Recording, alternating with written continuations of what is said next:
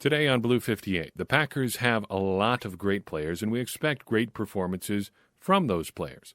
But it's just as important to get solid performances from your non-stars, and that's who we're going to talk about today. How can non-stars affect the 2021 Packers season? Blue 58! Hello and welcome to another episode of Blue 58, the one and only podcast of thepowersweep.com. I'm your host, John Meerdink. Very happy to be with you here for another episode. We're going to talk about what I'm going to title boom or bust players in Green Bay in just a second, but there's a couple things I want to get to first. First and foremost, the Blue 58 Book Club. We are beginning our annual, well, I guess it is annual now, I can say that, tradition of reading through a book together on the podcast and discussing it here and in our Discord server next week. So we've mentioned this a couple times. We have selected Blood, Sweat, and Chalk by Tim Layden as our book for this year, and we are going to start with Chapter 1, the discussion thereof, on June 10th. So 1 week from yesterday, as you are listening to this, if you're listening to it on Friday the 4th, exactly 1 week from when I am recording it. So get your books, get a digital copy, a physical copy, and it's okay if you get a little bit of a late start here too. That is fine. It's going to take us a little while to get through this, so as long as you get involved, that is what we want to see. So get your copy of the book, join us for this discussion, and it's going to be a good time. Good? Good. I want to talk about Aaron Rodgers again for a second because something has not been sitting right with me the last couple days. And I've been thinking about this situation. Well, I guess what sparked it today was Rob Demovsky appearing on a Chicago sports talk radio station and saying that he doesn't think Aaron Rodgers is going to play again for the Packers. He thinks Rodgers is too dug in, blah, blah, blah, a whole variety of things. Maybe true, maybe not. And I found myself instinctually pushing back on what he was saying because, well, I wasn't exactly sure why. So I sat down and thought, why does this not sit right with me? And part of it, I think, is because his argument was kind of specious.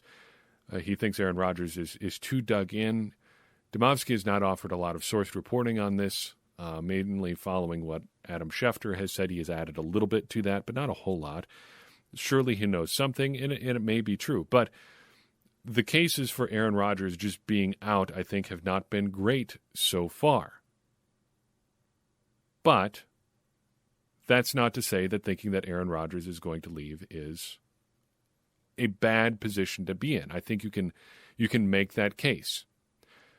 My case has been that I think he's going to come back.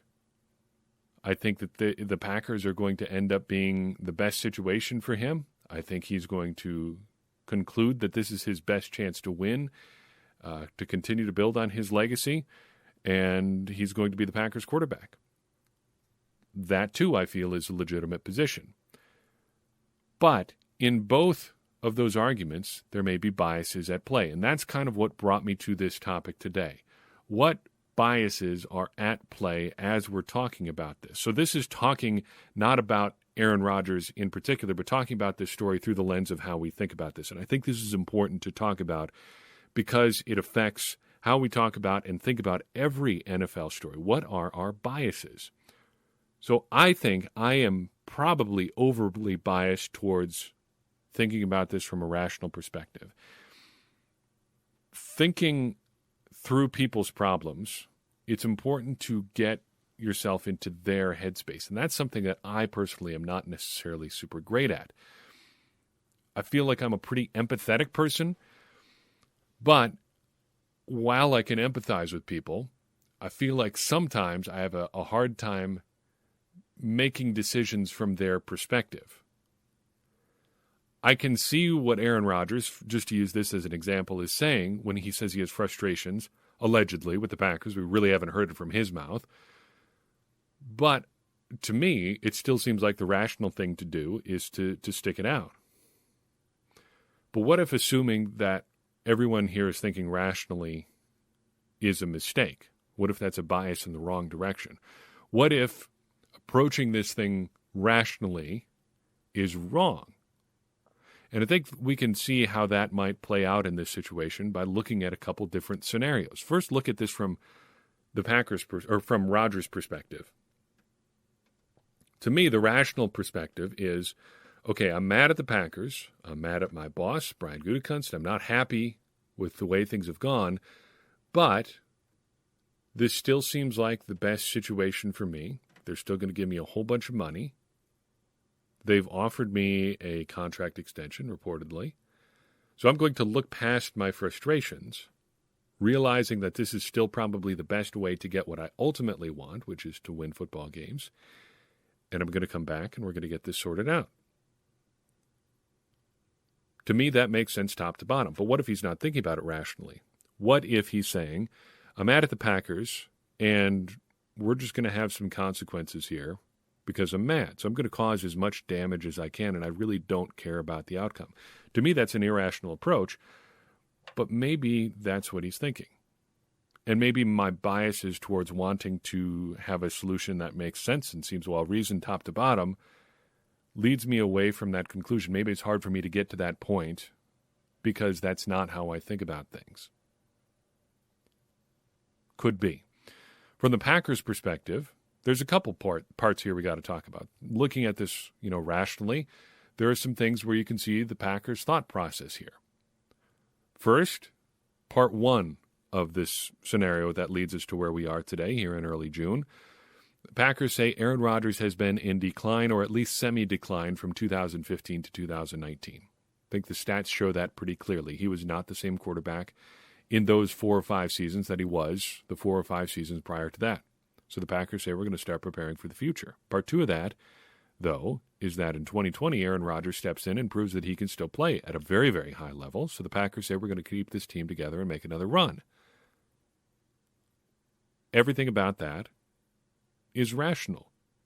The Packers saw a decline from Aaron Rodgers. They started preparing for the future. Aaron Rodgers plays better. They want Aaron Rodgers back. You don't have to agree with it, but you can see the thought process there. But there's also a potentially irrational way that the Packers could be looking at this. They could convince themselves that we're uniquely good at spotting talent. And so therefore what we're going to do is we're going to trade up in the first round to get this quarterback that is, while talented, generally projected as a late first, possibly second round pick. We're going to get him. We're going to have him sit behind our Hall of Fame quarterback, let him develop, which, even though that's not really a thing that's been shown to happen recently in the NFL, is going to work for us, and we're going to keep our legendary run of good quarterbacks going into a fourth decade. That does not seem like an approach that really follows the evidence or really how the NFL works of late, but it could be how the Packers have approached this, and they could have just seen it work out worse and more quickly than they thought it was going to. Ultimately, I don't know what's going on. But I think it's important that we, as we try to figure out what is going on, while we wait to hear from the principal character involved in a more direct way, if that is ever going to happen, and I really probably don't think it's going to, as we wait for that to happen, we've got to be careful about our biases as we think about it. Because I think assuming people are going to behave rationally may be a mistake. It also occurs to me that even dating back, I think, as far as 2018, I've said on this podcast that it wouldn't surprise me if Aaron Rodgers retired pretty much at any time. That is another way of not going about this rationally, but I think I compared him after the end of 2018, after the end of 2019, whichever it was, to a guy who has a great job, maybe a friend of yours. Just picture a guy who's got a great thing going, a great gig, but he just kind of gets bored. He talks himself into getting bent out of shape out of something minor, or just wants to move on or whatever. But he ends up getting out of a good situation and doing something else, maybe something worse, just because he doesn't really know. And I think you can always see a little bit of that with Aaron Rodgers. Clearly, he's got stuff going on outside of football, and good for him. That's a great thing to do. It's what everybody should probably strive to do in the NFL. Putting all of your eggs in your NFL career basket can be lucrative, but there's more to life than that, and it's not going to last forever. But when you've got a good situation, why not try to make the most of it? Sure, there are some legitimate grievances on his side, but working things out this way may not be the best way to wrap it up. Still, we don't know, but it's important to think about our thinking as we try to figure out what is going on. As to guys that are actually in Green Bay, I want to talk about this category of players that I think we can talk about as boom or bust players. So everybody knows the stars. Everybody knows the guys that are going to be good pretty much no matter what. Think about Davante Adams. If he's bad, it's obviously bad. But nobody expects that. Everybody expects Davante Adams to show up and be good, to beat guys on the routes that we've seen him run a million times. But I don't want to talk about Davante Adams. I want to talk about the guys that we're not quite sure what to expect, but may go either way. Guys that have big upside or whose solid contributions could take the Packers to another level, but whose negative contributions could really hurt what the Packers are doing as well. I want to leave out rookies from this discussion because even good rookies, I think the bar is still pretty low. If a guy in his rookie season, unless he's like a top 5 pick, turns out to not be cutting it, okay, nobody's really that surprised because there is a learning curve. I want to talk about guys that have been here a little while that could legitimately go either way. Guys who, if they perform really well, it's going to be a great thing for the Packers. But guys who could really hurt the Packers if they don't play super well. First and foremost, I want to talk about Marquez Valdez Scantling. I think he is an interesting prospect for the Packers this year because of what he showed last year. He is a uniquely talented player on the Packers. He is really their only deep threat. And although Allen Lazard can go deep, and does pretty regularly, the way in which he gets deep is different from the way MVS goes deep. And I think that's apparent to anybody who's watched either of them play. Nobody on the Packers has the speed that Marquez Valdez Scantling does. Nobody. At least not on offense. Eric Stokes can probably run with him on defense. But on offense, nobody can do what MVS does. But he's also shown himself to be pretty inconsistent. Last year, catching just a little over half of the targets that came his way. Not great. In fact, among players targeted, I think it was, and I'm just quoting this off the top of my head, so I'm not completely sure on this, but I think it was guys targeted 50 or more times in the NFL last year. He had one of the worst catch percentages of anybody. 33 catches on 63 targets, 52.4%. Not great. But there is an easy scenario where he continues to be the deep threat that he is, ups that catch percentage a little bit, and suddenly he's threatening 1,000 yards. If you just add on his drops from last year, he might have gone for close to 900 yards. As it was, he still put up 690 yards, averaging 20.9 yards per catch. You can see what we're looking at here. If he gets that catch rate up to 60%, we're talking about an entirely different statistical production. And if he can be that more consistent producer for the Packers offense, it just raises the entire ceiling of this already very good offensive group. But the flip side there is, if he doesn't perform, say if we get 2018 Marquez Valdez Scantling, the Packers again will find themselves in a situation where they have no deep threat outside of scheming guys open. Scheming guys open, figuring out ways to work them open in the course or in the natural flow of the offense is great. But having guys that just have the physical ability to get downfield and get themselves open is even better. MVS has that kind of ability. He did not show it consistently in 2019. 2018 was his rookie season. I misspoke earlier. 2019, he basically disappeared as the season went on. And that would be the worst-case scenario for him heading into year 4 here. Not just because of what it would mean for the Packers, but because of what it would mean for him heading into free agency after this season. By the end of last year, he was barely cracking double digits in most games in terms of in 2019, I'm saying, when I'm referring to last year. He was barely cracking double digits in most games and played 6 total snaps in the playoffs, 2 playoff games. That would be pretty much a worst-case scenario for the Packers, who still could use another deep threat here in like year 4 of saying that. Also on offense, this is cheating a little bit, but I think Lucas Patrick and John Runyon and maybe the other young guards on the Packers are also in this boom or bust category. So Runyon and Patrick come to mind specifically because they are de facto starters on the Packers offensive line right now. In their first OTA practice, John Runyon was the starting left guard, and Lucas Patrick was the Packers' starting right guard. Now, obviously, this is affected a little bit by what the Packers have to deal with David Bakhtiari being out of the lineup right now. But it's easy to see why these two guys matter a lot. They're the first men up in terms of taking over that guard spot.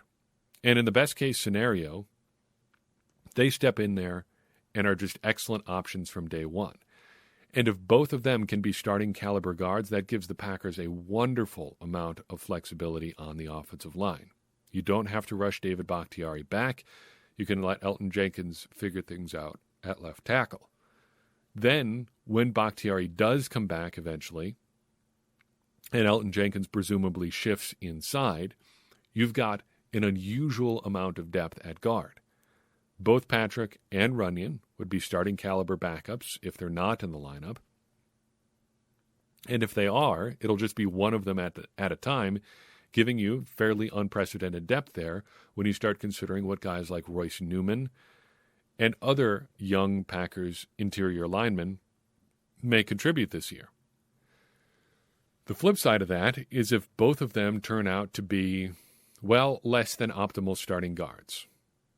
Sure, the Packers are going to end up having Elgton Jenkins at one of the 2 guard spots eventually. But that still leaves you with big question marks at the other guard spot. And there were times last year that Lucas Patrick looked pretty iffy. He did battle some injuries down the stretch, but against bigger, stronger interior linemen, his game against the Philadelphia Eagles comes to mind, he struggled at times.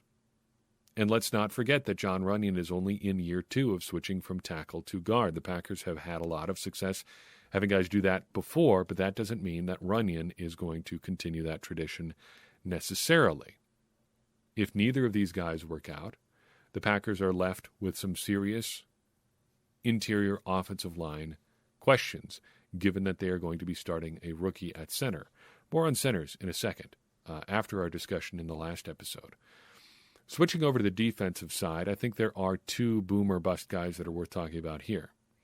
We know Dean Lowry is a bit of a question mark on the defensive line. We know that Tyler Lancaster is pretty limited. We know that TJ Slaton is big and fairly athletic, but pretty green too. So where does that leave us outside of Kenny Clark? Well, let's talk about Kingsley Kiki. He is really the only guy, I think, other than Kenny Clark, who has shown any real pass rushing juice among the Packers' defensive linemen. Dean Lowry finally got back in the plus column on sacks last year after going, I believe, all of 2019 without one. Even if he did have one in 2019, getting to the quarterback regularly is not really his game. Tyler Lancaster, too, not much of a pass rusher. TJ Slaton, while he can, you drafted him to be a run stuffer. So that leaves us with Kingsley Kiki, the only other defensive lineman who's probably going to get reps, who has shown any kind of pass rushing ability. In a best-case scenario here, he immediately steps up and is a competent pass rusher next to Kenny Clark, giving the Packers another interior option on passing downs, another down lineman, as they rotate their edges in there as well.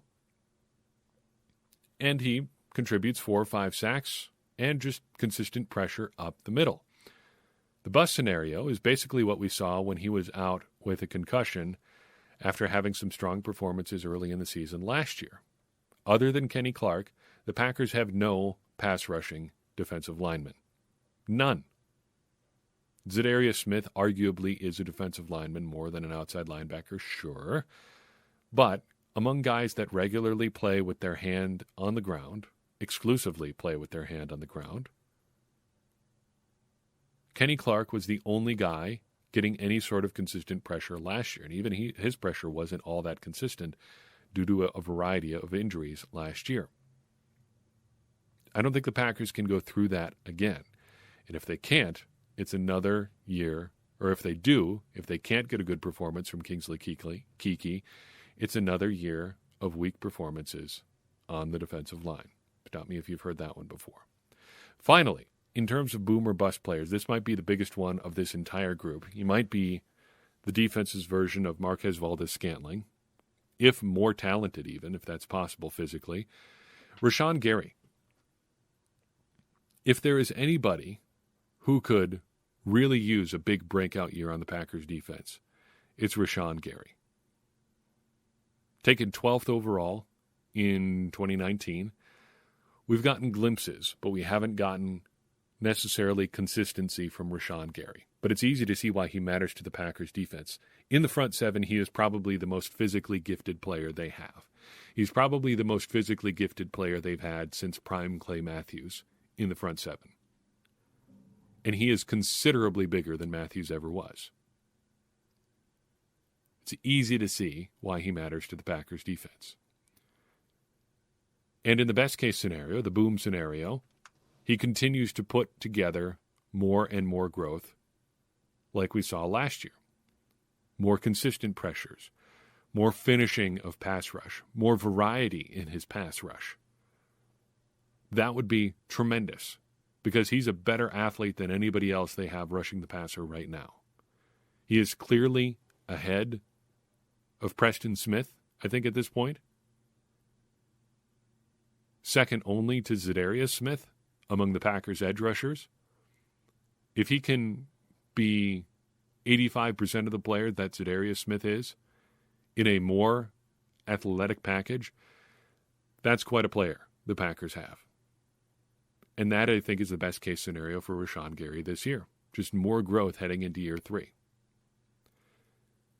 But you can also see it being pretty likely, maybe just as likely, that he ends up being more 2019, Rashaan Gary. A little bit tentative, a lot of running around, not a lot of finishing. If he doesn't consistently take steps towards becoming an elite pass rusher, you can see him backsliding. And that leaves the Packers in a precarious situation where Preston Smith is forced to be their number 2 edge rusher again. I don't have anything against Preston Smith, but I think it's clear at this point, through 2 years, that 2019 was the aberration, and 2020 is probably more the player that he is. He can still be a useful player, if a bit on the expensive side,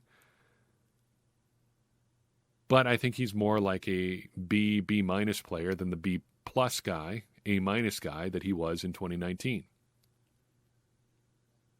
You can win with those guys, but you'd rather have the more athletic, the more explosive Rashaan Gary taking the snaps that end up going to Preston Smith when Rashaan Gary is hurt or isn't playing well. The Packers need Rashaan Gary to be ahead of Preston Smith. They need Preston Smith to be just a situational guy.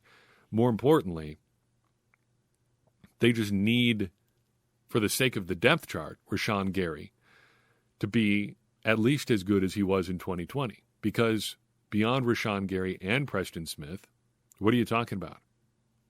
Jonathan Garvin, Randy Ramsey? That gets pretty sparse in a hurry.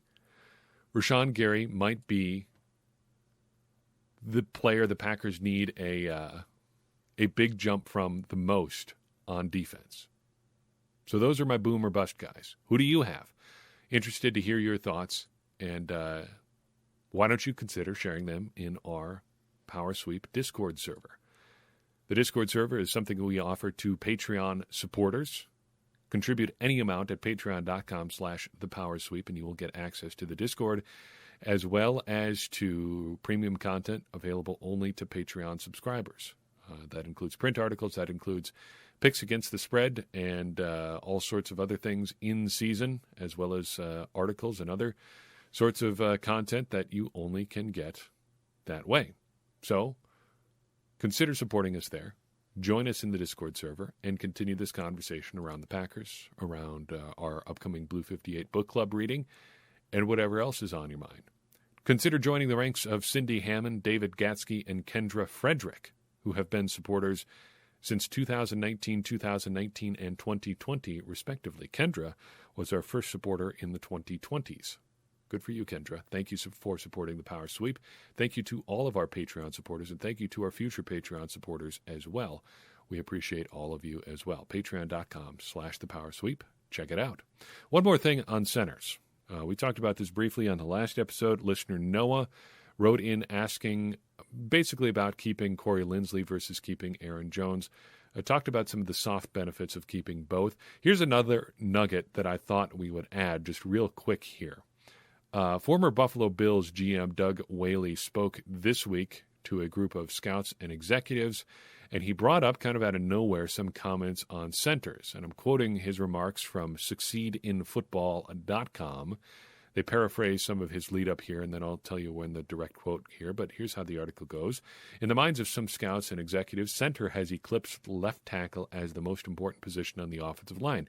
It's due to today's complex defenses and the center's need to make the right line calls. Now quoting directly from Whaley, quote, "It was always offensive tackle, but the last two coaching searches, a lot of them switched to center. And it was because of the mental part of the game and identifying the middle linebacker and being able to make the line calls. And that's so important now because of the intricacies of the defense. Today's coaches are saying we need that center. It's more important than the right or left tackle," which was interesting. I struggle with that, but I also understand where they're coming from, especially if you have a young quarterback. If you have that center take a lot of the mental part of the game off your young quarterback, you can help him be able to function at a higher level with a lot less mental taxation on him, end quote. Thought this was very interesting, though not 100% applicable to the Packers. Corey Linsley moving on, I think, is defensible from both sides. Rational on both sides, if you will. 29-year-old semi-injured center getting buckets of money from the Chargers. He should take that. The Packers shouldn't match it. The Packers have capable centers in-house. They drafted another guy who looks fairly capable in and of himself in Josh Myers. Looks like everybody wins here. But I think Whaley's point illustrates what the Packers are losing, and I think that's some of what Noah referred to in his question. Soft benefits, the benefits of having an intact offensive line, those are not inconsiderable. And it kind of illustrates what the Packers are losing in experience, in institutional memory, and I think we should keep that in mind as we watch Josh Myers develop as a player. Just an interesting nugget. Thought I'd throw that in there. And please, whether it's this or some other topic, if you want to expand on something that we talk about, by all means. Our conversations, our episodes don't have to be the last word on anything. So by all means, send stuff along if you see that. And this is a good example of something that popped up after we had a discussion. This is an ongoing learning process for everybody, me included. That is all I've got for you on this episode. Appreciate you listening in. If you enjoyed this episode, I would appreciate you sharing it with someone else you think would enjoy it as well. That's going to help more people find the show, and it's going to get more people involved in this conversation we're having around the Packers. And ultimately, it's going to help everybody, myself included, become smarter Packers fans. Because as I always say, smarter Packers fans are better Packers fans, and better Packers fans are what we all want to be. I'm your host, John Meerdick. We'll see you next time on Blue 58.